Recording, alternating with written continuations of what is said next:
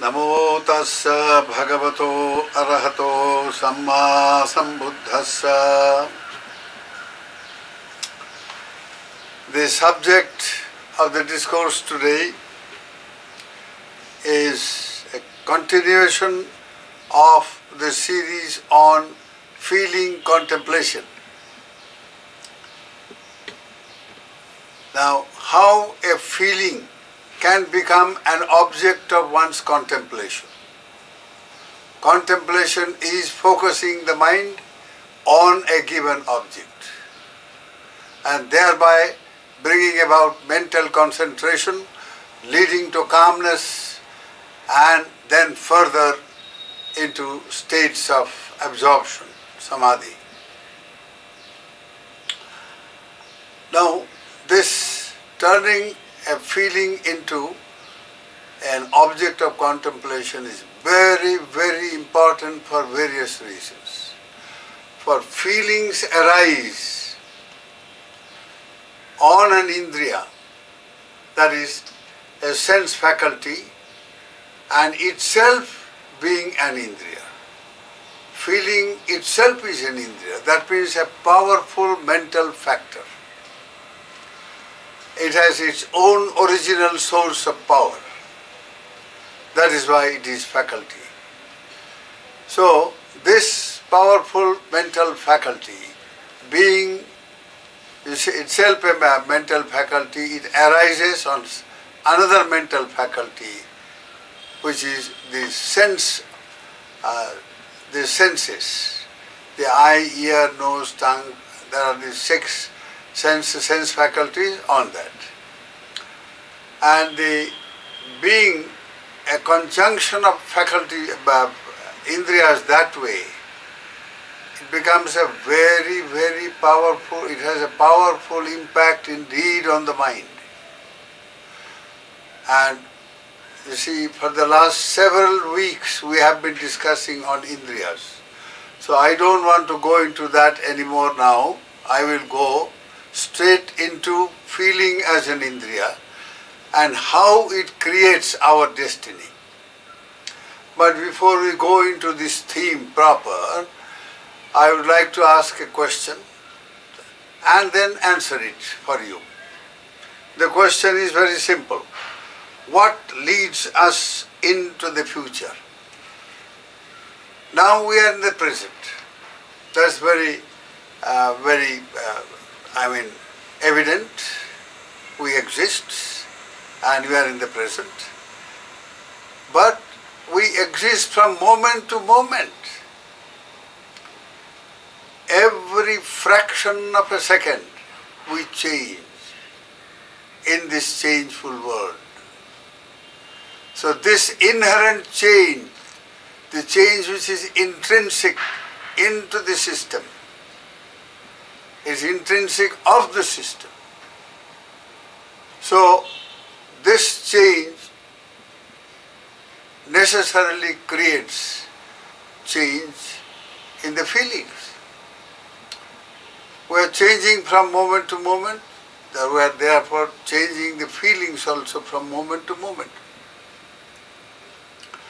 Now these indriyas, now as how the future unfolds, that's the question I put.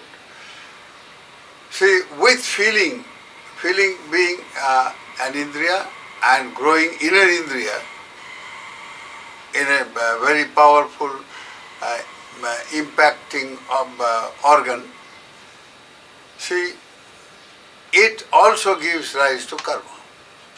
Yang vedeti tang sanjanati, yang sanjanati tang vitakketi, yang vitakketi tang papancheti. This is our series. That which feels, yang vedeti, which simply means that which you experience. Feeling is nothing but experiencing the external world or the internal world. Now, how the internal world is experienced will be explained in the course of the talk. Now, let us see how the external world how we get in contact with the external world? It is through the senses. There is eye, the eye as a sense organ, as a sense faculty, and the opposite is the visible objects. As soon as the eye falls on a visible object, or rather the visible object falls on the eye, both ways, the mind rushes to advert on the object, that means to say, to focus on the object. So this focusing of the mind onto the object is very important. As soon as it focuses, then a series of psychological events occur, ending up in, experiences like feeling and then volition, will, etc. So now when you see an object, that is, an object is visible, at that time three things are meeting. The eye as a sense, the object of the eye, visible object, as well as the mind. This triple meeting causes what is called, the sense impression or contact, passo, sparsha. Now when this sparsha or passo occurs, the feeling also springs up immediately therewith. As soon as the feeling arises, then you become aware of the feeling. You identify the feeling as a pleasant feeling or an unpleasant feeling or a neutral feeling. And as soon as this identification occurs, you give a name to that, you say it's very pleasant, so you want to enjoy the pleasant feeling. As soon as you have this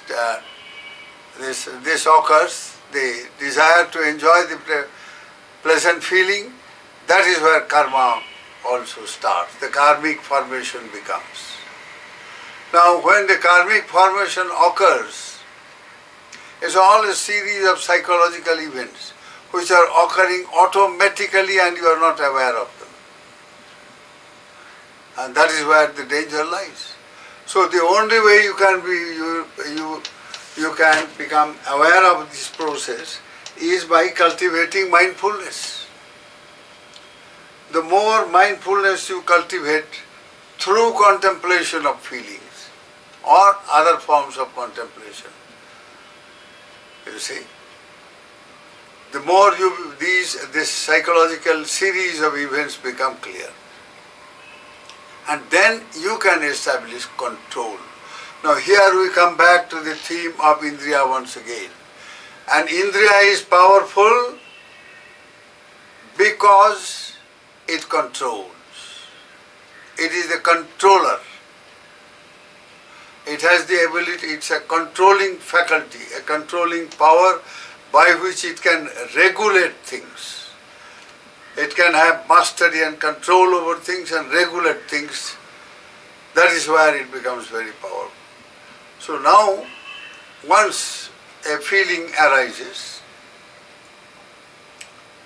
and it's a very powerful thing, so with that, a number of psychological events occur, as I have already mentioned. You perceive the object, first of all, vedeti, means you experience the object. That means to say, you experience, what you are feeling is nothing but what you are experiencing. That is experiencing the external world. So feeling puts you in touch with the external world. You feel, you experience the external world. Once that occurs, you identify it. And then you give it a name, you say it's very pleasant, unpleasant, etc. Then it grows more complex. If it is a bodily pleasant feeling, then you say, oh, it's a bodily pleasant feeling. If it is a mental one, you say a mental. So that again becomes complex, not a simple thing. So the feeling goes more and more complex, and identification also becomes more and more complex, and out of that occurs karmic formation. Because thinking process starts, and therewith the karmic process. Now once the thinking process begins and the karmic process of formation occurs, there you have created your future, and that is how you see the question is answered that present leads to future. What is it that leads us into the future was the question, and the answer is this. It is the karmic process we get into, the process of karmic formation. It is that determines our future. So our future existence is created by karmic formation. Formation of karma, which again is very much dependent on feeling, and which again arises in a sense, and the sense in contact with the sense object. So this whole process, a complicated process, leads to that. So now the feeling contemplation is very, very important, because once you get habituated to this, you are literally becoming the captain of your destiny in future. Because the karmas that you are going to commit in future, and you can't help. From morning till night, what is it that you do? You get up in the morning, wash your face, etc., one by one after the other. Any one of the three activities, volitional activities are concerned. Every activity which is intentionally done is a karma. Chetanahang bhikkhave kammang vadami. Chetayitva kammang karoti kayena vacha manasa. He says, because what is karma? Karma is nothing but willing. This act of willing, act of intention. You see, you are intending and willing, act of volition. That is karma. And that grows with feeling. That is associated with feeling. So once this karma, you keep on performing karmas like this, they get intensified. How do they get intensified?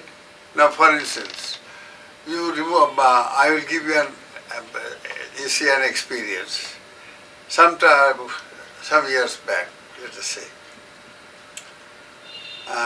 somebody wrote to me a letter, and this gentleman, I saw him when I appeared in Bangalore Cantonment Railway Station then, 1956, long time ago, more than 50 and odd years.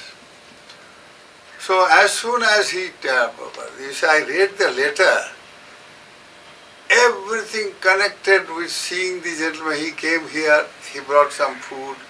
He said, well, I belong to Universal Buddhist Society, I am a practicing Buddhist, and this, that, and so many things. And later on he became my, a temporary, typist, stenotypist rather, stenographer. He was working in a court. So now when he wrote after more than 50 and odd years, all the memories rushed. I could see him, I could hear his words, I could feel the taste of the food he brought. I remember the idli and the chutney and all that he brought. That's the first thing I ate here in Bangalore. So all these memories come, so you can see with how with feeling memories arise, and then further karma. I felt, for him very much. I felt very happy. I did a lot of metta on him, And metta is a wonderful karma indeed. Good karma, spiritual karma. So, this is how karmic thing. Now, when I remembered through all the experiences I had when I saw him first, and I relived those karmas, so to say, reliving them. It's like, you have a little bag and you put one mustard seed in that bag. And then after some time you put another mustard seed, another, it keeps on, you keep on adding mustard. At the end you have a whole lump of mustard in the bag, and the bag may after a time get filled with mustard. So the karma can get accumulated in that way. It's a process of accumulation. Just an illustration of how mustard can be accumulated. A tiny little thing becomes a big bora full. You see, full of goni chiller or bora. So there you are. Karma can be renewed. So and this renewal occurs because of feeling. So the importance of feeling must be understood from all these points. Number one, it is an indriya. It's an original source of power. And it can therefore mar or make our destiny. This must be very clearly understood. It's a destiny maker as an indriya. And then it also, you see, triggers karmic process, the karmic formation. And then it's a very big associate of memory formation. So you keep on remembering all these things of the past, from the bag full of things you have done. You retrieve one by one all those through memory. And relive those karmas once again. That is how you keep on adding to the bag of karma and fill it up. At the end of life, that bag full of karma now becomes a bag full of energy. Karma ultimately is energy. Powerful psychological energy and spiritual moral energy. So that catapults us into the future, into our future existence. Energy means what? That which operates, moves, and so on. So this consciousness is catapulted into the future, the last death moment consciousness, where the last death moment consciousness is called marana sanna chitta, the death proximate consciousness or mind. And that can be a mental picture. Suppose I remember at the end, at the last moment, I remember the event which I recall to you now, and eating those dosas, or rather idlis, that is an akusala karma I will be committing. But if I remember doing all these good things and then doing all the metta and a lot of good things, good karmas have been performed, if I remember those as a mental picture, that is going to create a destiny. A subha karma, a kusala karma. So we are led into the future. Is how was the question? This is the answer. It is the karmic formation that leads us into the future. This is simple enough answer, which probably all of you know very well. But still, it's a complicated process that we have to undergo.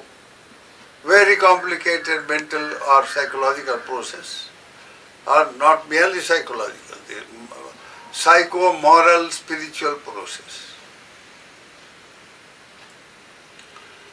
Very complicated indeed. So once you know that, and with this process, as we are catapulted into the future, has a new destiny. So who creates this destiny? You may say, oh, it's your karma that has done it. But from where has karma come? So the question is endless. Or how has this karma arisen?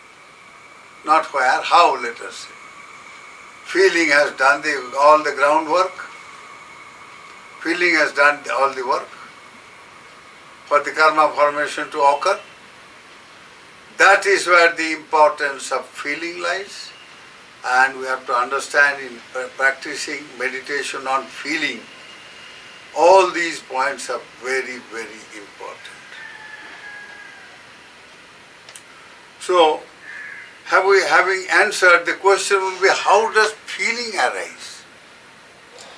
Very good, we want to have a control over the feeling so that we can have control over our karma, and by having control over the karma, we can have control over our destiny. It's quite straightforward affair, very good, no problem at all. But then, how does feeling arise?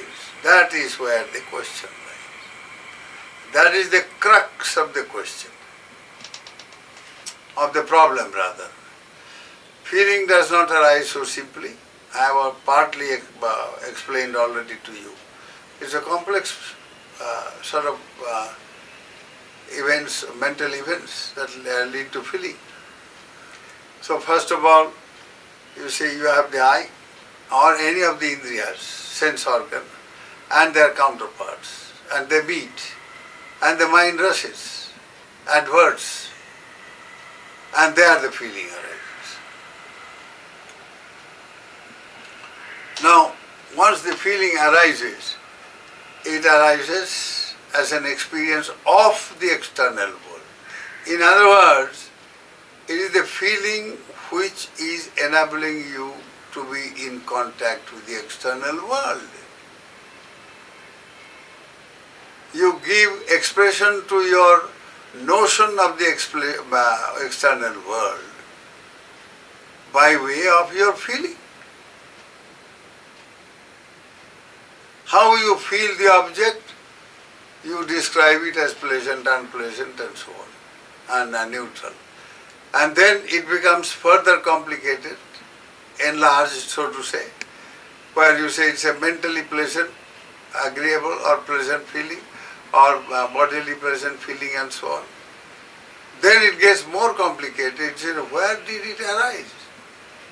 It has arisen in any of the sense organs which are also indriyas.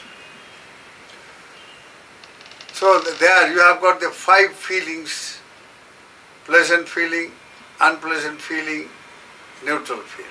Then you divide them into 2, you get 5. Pleasant mental feeling,